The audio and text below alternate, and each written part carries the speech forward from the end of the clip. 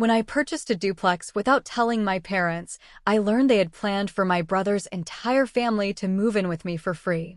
I stayed quiet for weeks. They drove past and saw tenants on both. Can you imagine working your fingers to the bone for 6 years, meticulously saving every single penny, all for one dream, only to have your own family try to steal it right out from under you?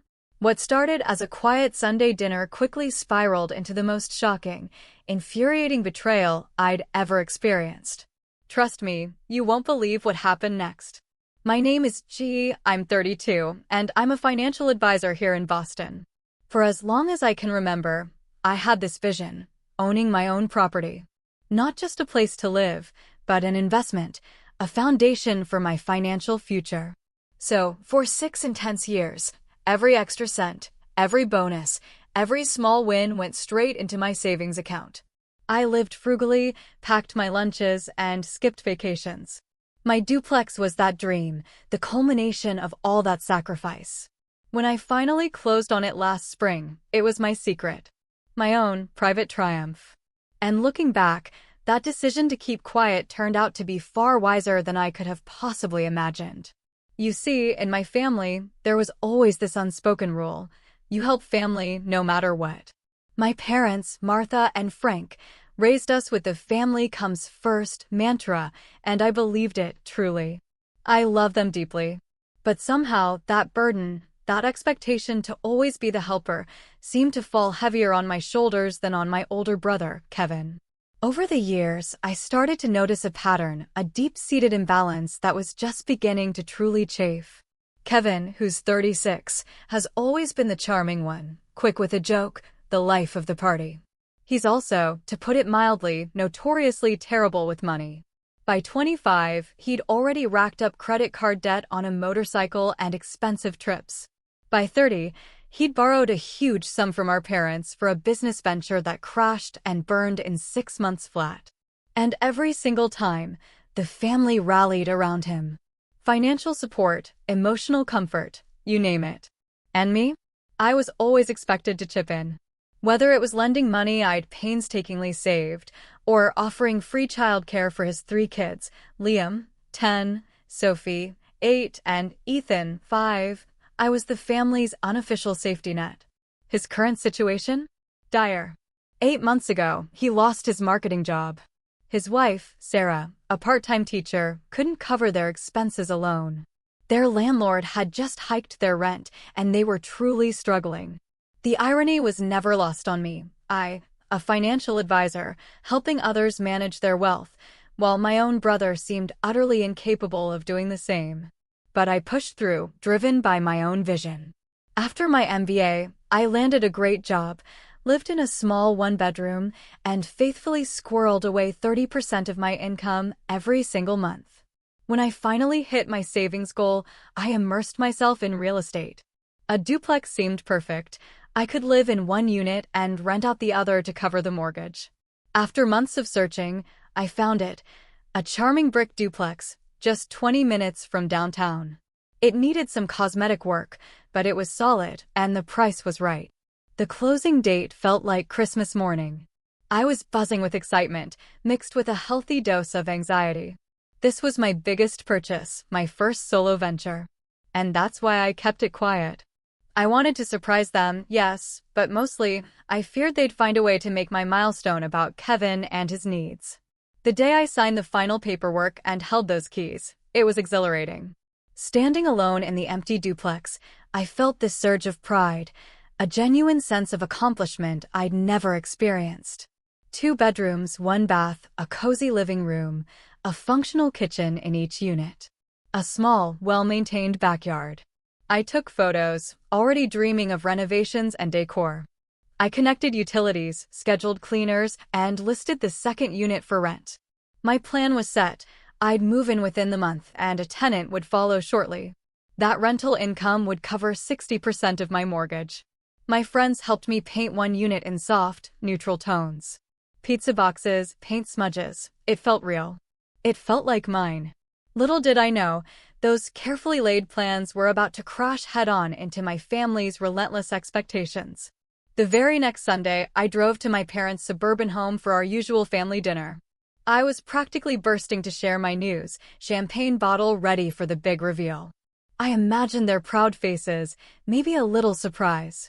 I got there early, helping my mom in the kitchen, pot roast aroma filling the air. My dad was watching baseball. Then the front door opened. Kevin, Sarah, the kids. My mom went to greet them, leaving me alone with the carrots and a sharp knife. I was half listening to their chatter when I realized they'd all moved into Dad's study, right next to the kitchen. Their voices were low, but in the quiet house, the words sliced through the thin wall. My heart lurched. "It's the perfect solution," I heard my father say. "Jeannie has all this extra space now." Extra space? My hands froze, knife hovering over a cucumber. They couldn't possibly know about my duplex. I hadn't told anyone. Then Mom's voice chimed in. She always helps family. That's how we raised her. Kevin, always the opportunist, responded. It would be such a relief, especially for the kids. They need stability right now. And Sarah. Oh, Sarah. I was thinking we could put the boys in one bedroom and Sophie in the other. The living room in their side is bigger than ours, right? Their side? My blood ran cold. A sickening realization washed over me. Somehow they knew. They knew about my duplex, and they'd already made plans for Kevin's family to move in, without ever consulting me. I stood frozen, straining to hear more. "Do you think Jeannie will want us to help her move her things to make room?" Mom asked. "No need, Martha," Kevin interjected, his voice dismissive. "She hardly has any furniture in that apartment of hers. Always saving money instead of living a little." Then Sarah's laugh. "Well, we can help her decorate. I have so many ideas for making that place feel like a real home." My cheeks burned. Anger, disbelief, a searing sense of violation. Not only had they discovered my private purchase, but they had already decided that Kevin's family was moving into my second unit. And from the sound of it, they expected to live there rent-free. I forced myself to keep chopping, my mind racing. How? Who told them? Mrs. Johnson from church, apparently, as I'd later find out. But how they knew didn't matter as much as their staggering presumption. At dinner, I picked at my food, waiting for the inevitable. After polite pleasantries, Dad cleared his throat, a smile playing at the corners of his mouth. "Jeannie," he began, "we have some wonderful news. We've found the perfect solution to Kevin's housing problem." I took a sip of water, carefully avoiding eye contact. Mom then proudly announced, "We know about your duplex, sweetheart. Mrs. Johnson from church saw you there last week. We're so proud of you for taking such a big step." Before I could even form a response, Kevin jumped in, beaming. "And it's such perfect timing, sis. With our rent situation and the kids' school so close to your new place, it just makes sense for us to take the other unit." Sarah nodded enthusiastically. "We promise to be the perfect neighbors. The kids are so excited about living close to their Aunt Jeannie." All eyes were on me, waiting for my excited agreement. The expectation in the room was palpable. Of course I'd say yes. When had I ever said no? Kevin's children watched me, their faces full of innocent hope.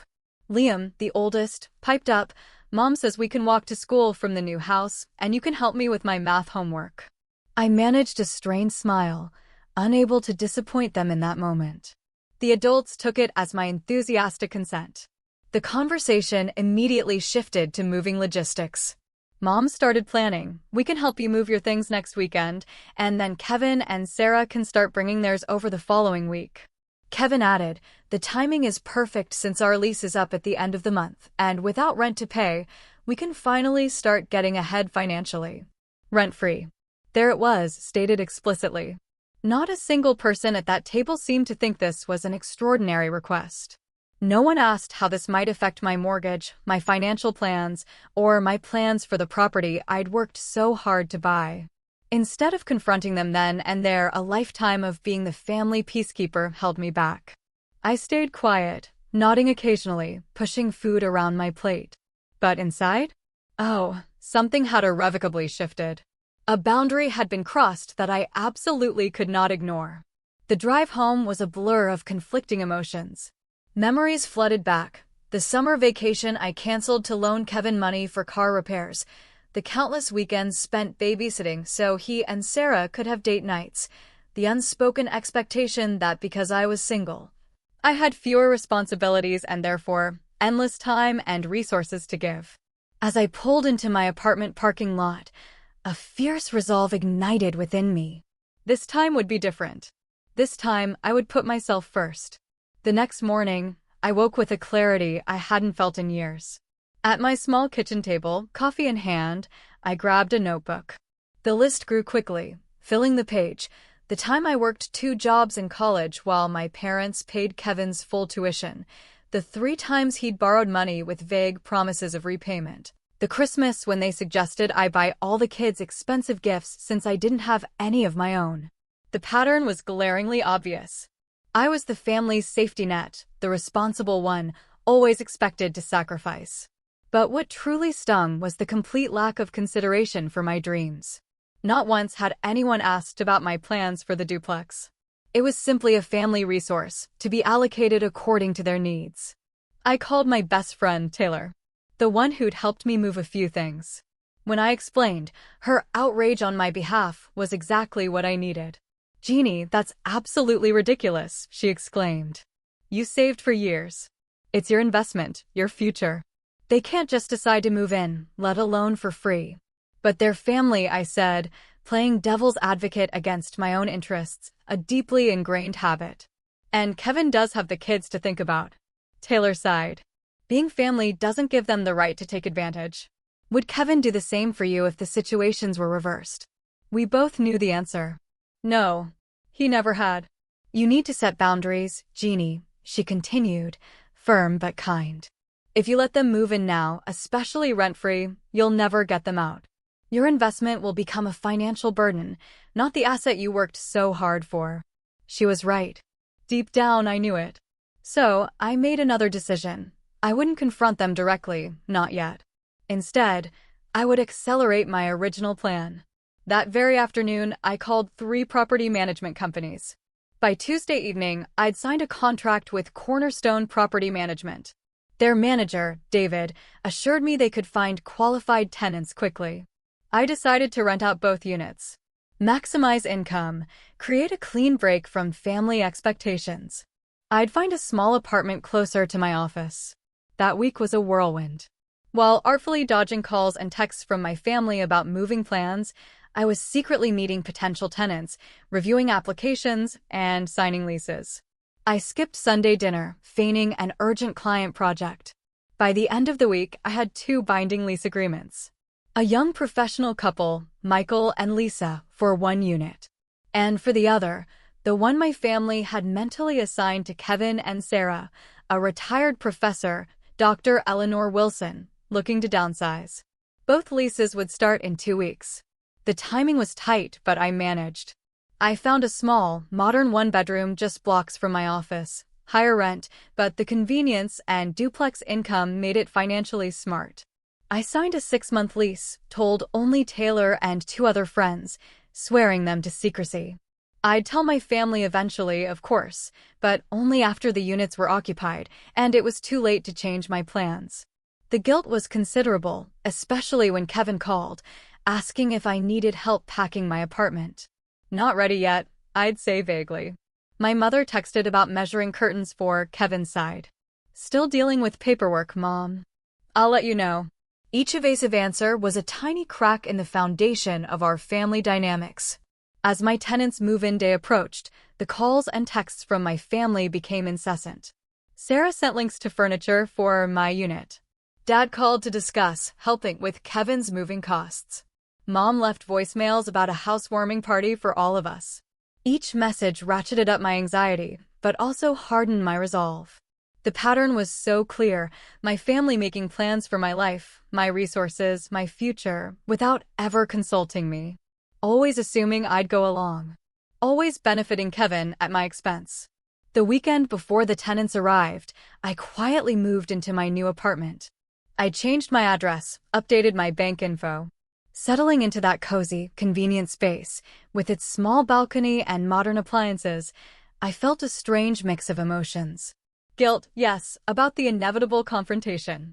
Anxiety about standing up to my family for the first time, but also a growing sense of pride and independence. I was taking control. It was terrifying and utterly exhilarating. The final piece clicked into place when David from property management called, both tenants confirmed for Saturday. Everything was ready. All I had to do now was brace for the storm. The week leading up to move-in day was a pressure cooker. Kevin texted daily, "Hey sis, can we drop off some of the kids' stuff this weekend? Sarah's already packed their rooms." I'd reply hours later, still finalizing some things with the property. "We'll let you know soon." My mother called, leaving a voicemail about lovely curtains she'd bought for my living room, assuming she'd hang them this weekend. I texted back, "Thanks, Mom, but I'm sorting things out. Might need to postpone a bit." By Wednesday, my father joined the campaign, his text more direct. "Kevin needs to give notice to his landlord by Friday. When can they start moving to your place?" This required a real response. I called him after work, keeping my voice casual, almost too casual. "Dad, I know Kevin's anxious, but there are still repairs and paperwork. I'll have a better timeline next week." His frustration was clear. "Jeannie, they need to make decisions now. Their landlord is already showing their apartment. We can't leave them without a place to live." "I understand, Dad," I replied, voice steady. "But I need to make sure everything's properly set up first. He'll figure it out." Thursday brought an unexpected visit. Kevin, pacing my office lobby like a caged tiger. I excused myself from a client meeting. "Jeannie, we need to talk move-in dates. Sarah is freaking out. We have to be out by the end of the month, and you keep putting us off." I glanced at my receptionist, feigning disinterest. "Kevin, I'm with a client. This isn't the place." "Well, you don't answer your phone or give actual information." His voice rose. I took a deep breath. "I have things under control. There are issues I'm handling. You'll have more information by the weekend." He looked doubtful but seemed temporarily placated. As he turned to leave, he added, "Oh, and Sarah wanted to know if you have a preference on paint colors for the kids' rooms? Light blue for the boys, lavender for Sophie." The sheer nerve. Redecorating my property. "We'll talk about all of that later," I said, already turning back to my meeting. That evening, an email from Sarah. Duplex decorating ideas. Pinterest boards, links to furniture. "Let me know what you think. Also, do you mind if we paint the kitchen cabinets white? The current color is a bit dark for my taste." I closed the email without responding. Each presumptuous communication solidified my resolve. Friday, the toughest interaction yet. My mother called as I was leaving work. "Jeannie, your father and I want to come over tomorrow morning to help you set up your place. Then we can get Kevin's side ready too. They need to start moving in this weekend." The urgency in her voice was undeniable. They'd reached their limit. I couldn't put them off any longer without revealing everything. "Mom, I have some errands tomorrow morning," I said carefully. "How about we talk about this on Sunday at dinner?" A pause. "Is everything okay, Jeannie? You've been so evasive. If there's a problem with the duplex, you know we can help. Your father is good with repairs." Her concern was genuine, making my deception feel even heavier. But I held firm. "Everything is fine, Mom. I'll explain everything on Sunday. I promise." After hanging up, a text from Kevin. "Parents said you're being weird about moving. What's going on? We need to get out of our place ASAP. Landlord is being a jerk." Another text. "Sarah wants bedroom measurements for furniture. And almost forgot, can you chip in for the moving truck? Kind of tight on cash right now, but should be able to pay you back next month." Every single message reinforced the absolute rightness of my decision. The entitlement was so ingrained, Kevin couldn't even see it. He just expected me to accommodate him, finance him, and rearrange my life to solve his problems. Without question. Without complaint. Saturday morning. Move-in day. A knot of anxiety twisted in my stomach. I was meeting David, the property manager, at 9 o'clock. Dr. Wilson, my first tenant, at 9:30. Michael and Lisa, the second, at 11 o'clock. I dressed carefully, wanting to look like the competent property owner I was. Just as I was about to leave my new apartment, my phone rang. My father. "Jeannie," he said, without preamble, "your mother and I are heading to the duplex now. We thought we'd surprise you with breakfast. Kevin and Sarah are meeting us there with some boxes. My heart leaped into my throat. They were going to arrive before me. Before the tenants. Before I had a chance to explain. The confrontation I had been dreading was about to happen in the absolute worst possible way. Actually, Dad, I stammered, I'm not at the duplex yet. I'm on my way to meet someone. Perfect. We'll see you there, he replied cheerfully, hanging up before I could protest further. I immediately called David, frantically warning him. He assured me he'd handle it professionally and wait for me. The drive to the duplex was the longest 20 minutes of my life. With each mile, I rehearsed what to say, how to stand firm against what I knew would be a tidal wave of anger and disappointment. As I turned onto the street, I saw it, my parents' car already parked. Kevin's minivan pulling in behind it. And in my rearview mirror, a moving truck. Dr. Wilson was early. The moment of truth. There was no turning back. I parked, took a deep breath, and got out. My family was already on the sidewalk, looking utterly confused. David, in his Cornerstone Property Management polo, was talking to them, gesturing towards the duplex. As I approached, I heard my father say, "There must be some mistake.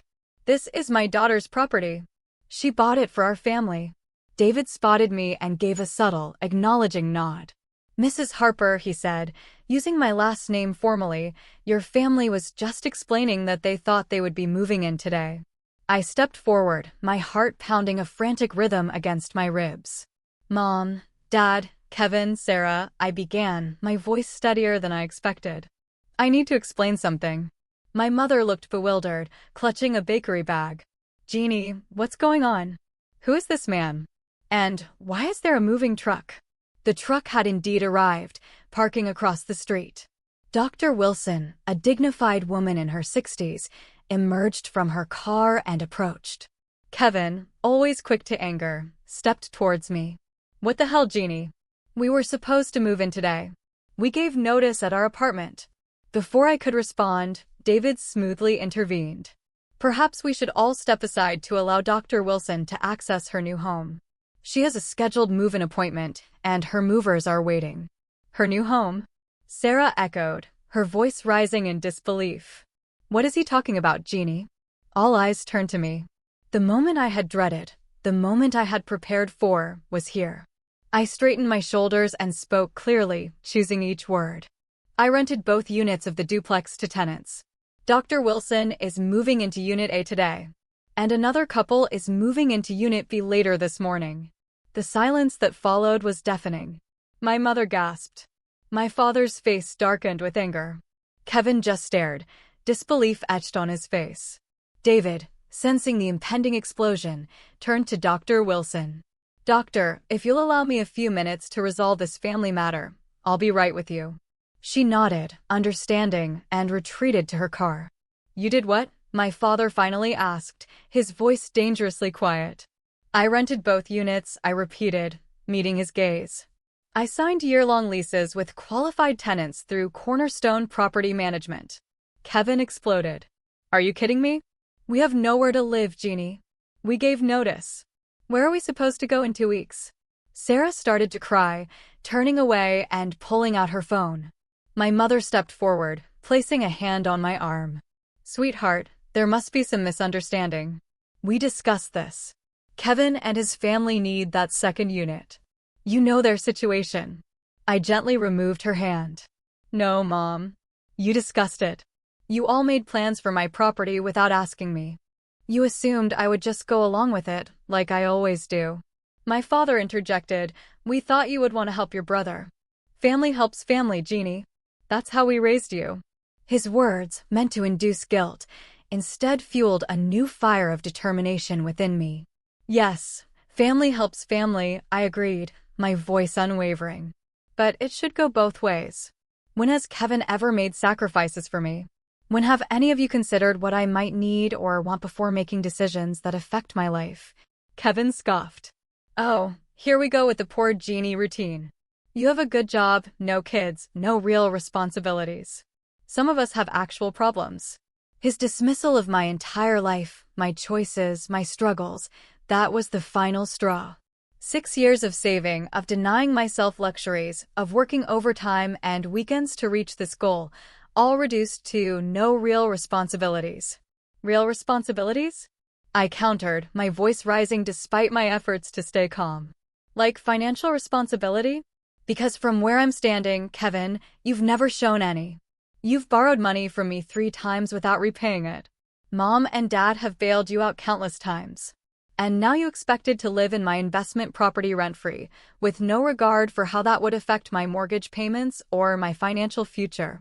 By now, Michael and Lisa had arrived for their appointment, watching our family drama unfold from their car. David discreetly went to speak with them, explaining the delay. My mother started to cry, and my father put his arm around her. "I never thought you'd be so selfish, Jeannie," he said, disappointment heavy in his tone. "Your brother has children to think about." "I am not being selfish," I replied firmly. "I'm being realistic. This duplex is an investment that I worked hard for. I have a mortgage to pay. If Kevin and his family lived there rent-free, I would be covering the entire cost. How is that fair?" Sarah, her expression hard, rejoined the conversation. "We would have helped with utilities at least. And Kevin is looking for work. Once he finds something, we could have contributed." I shook my head.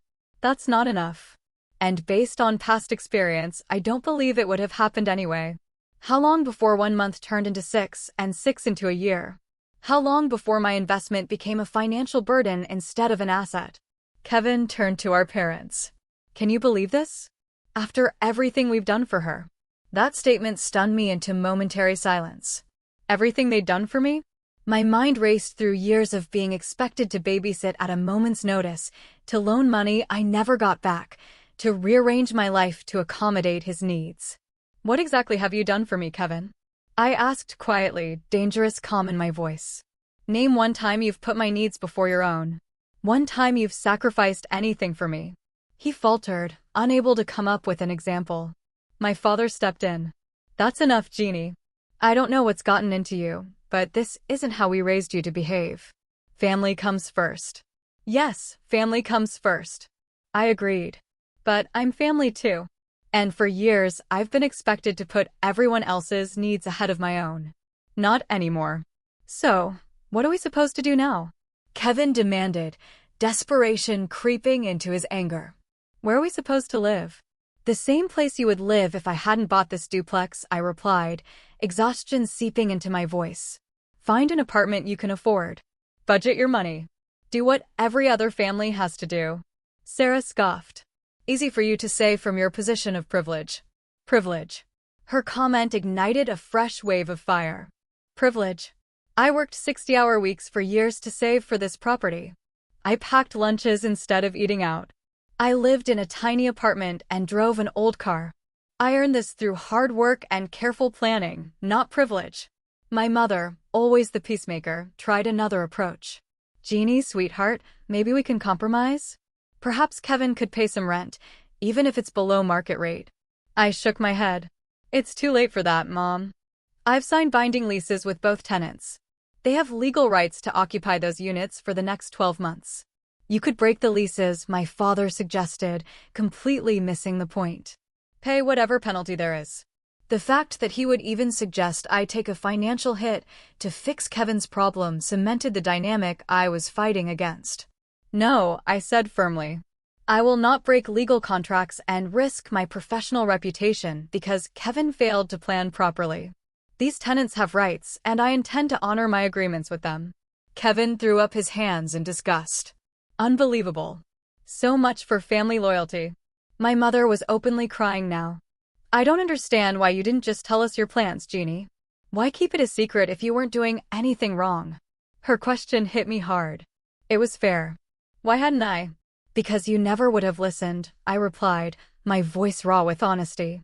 "You would have pressured me, made me feel guilty, and probably would have worn me down eventually. You didn't even ask me before making plans for my property. You just assumed I would go along with what you wanted, like I always do." David approached cautiously. "Mrs. Harper, Dr. Wilson is ready to begin her move-in process, and Michael and Lisa are waiting as well." I nodded, grateful for the interruption. "I need to attend to my tenants now," I told my family. We can continue this discussion later if you want, but my decision is final.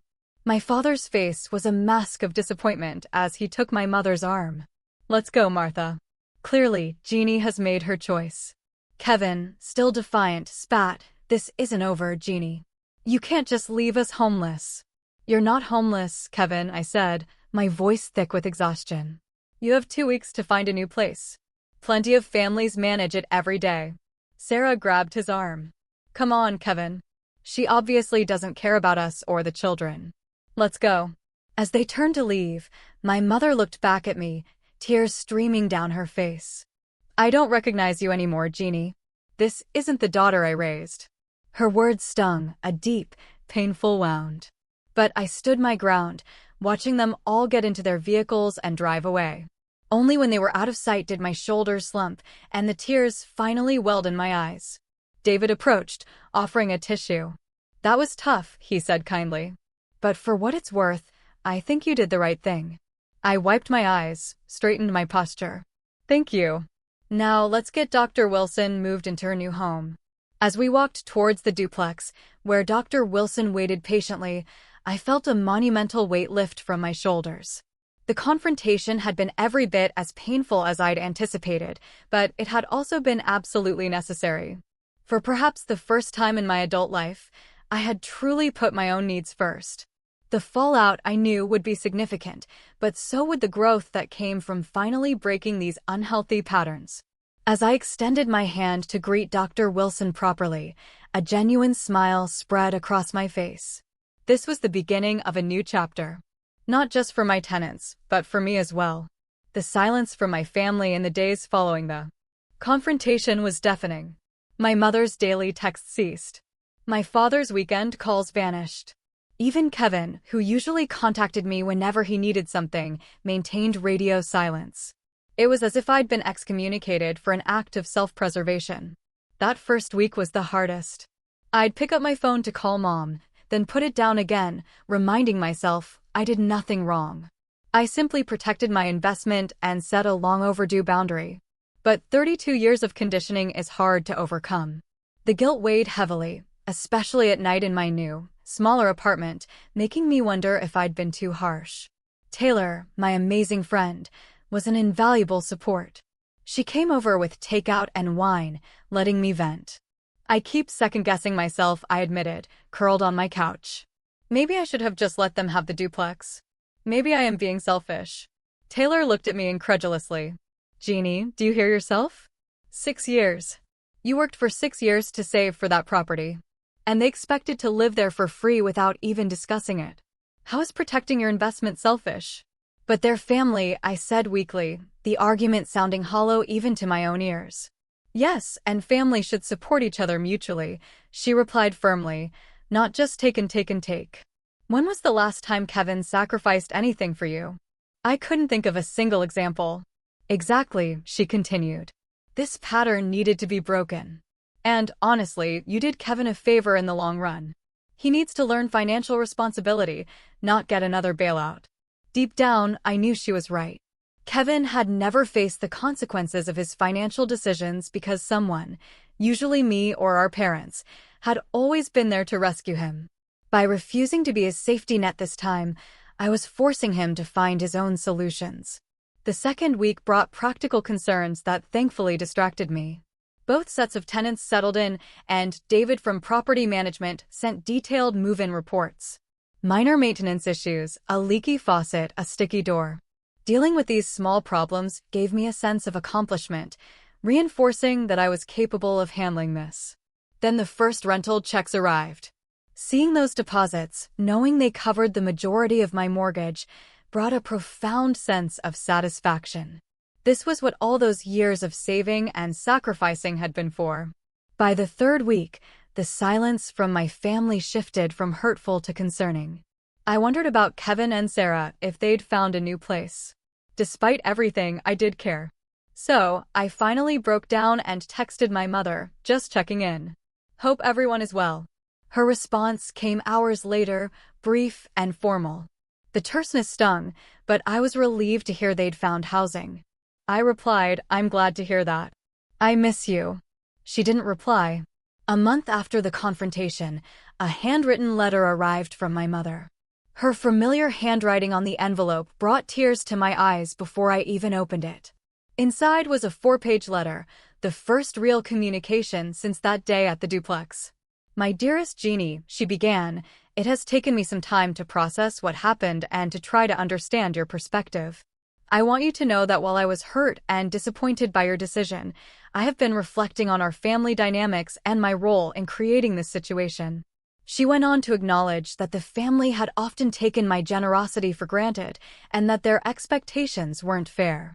She admitted Kevin had relied too heavily on family support. "Your father and I had good intentions," she wrote. "We wanted to help Kevin, but we should have asked you first, not assumed you would go along with our plan. That was wrong of us, and I'm sorry." Her apology brought fresh tears. It was more than I had expected, and exactly what I needed to hear. She continued, "Kevin and Sarah have found a 2-bedroom apartment across town. It's not ideal, but it's within their budget.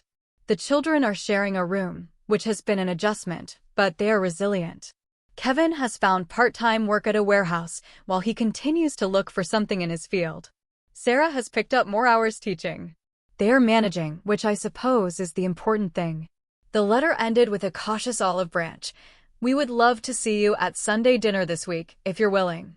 I can't promise there won't be tension, but I can promise that your father and I will make an effort to respect your boundaries. Kevin may need more time. Love always, Mom." I held the letter to my chest, overwhelmed with relief and gratitude. It wasn't a complete resolution, but it was a start. The acknowledgement of my perspective and the apology, it was everything. That Sunday, I drove to my parents' house with a mixture of anxiety and hope. When Mom opened the door, there was a moment of awkward hesitation before she pulled me into a tight hug.